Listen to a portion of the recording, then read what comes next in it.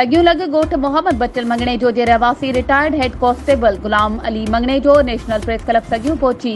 पाण मथां थियल नाजाइज़नि ख़िलाफ़ एहतजाज कयो।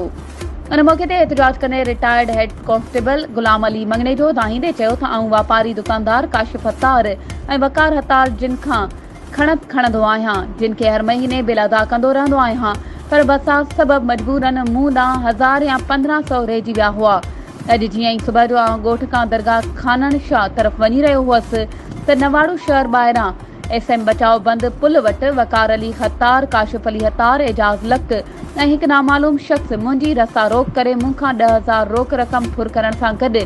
मोटरसाइकिल फुर करे वञी रहिया हुआ त सोबोदेरो थाणे जी पुलिस एहलकारनि खे ॾिसी जवाबदार मोटरसाइकिल फिटी करे रोक रक़म फुर करे फरार थी विया। हुननि DIG Sukkur, SSP Khairpur, DSP सोबोदेरो ऐं SHO सोबोदेरो खां मुतालबो कयो त जवाबदारनि ख़िलाफ़ कानूनी कार्रवाई करे फुर थियल रक़म वापसि कराए इंसाफ़ फ़राहम कयो वञे। वधीक ख़बरुनि ऐं अपडेट्स जे लाइ असांजे चैनल खे सब्सक्राइब कयो ऐं हा, बेल आइकन खे प्रेस करणु न विसारिजो त जीअं असांजी हर नई अचण वारी वीडियो तव्हां ताईं पहुची सघे।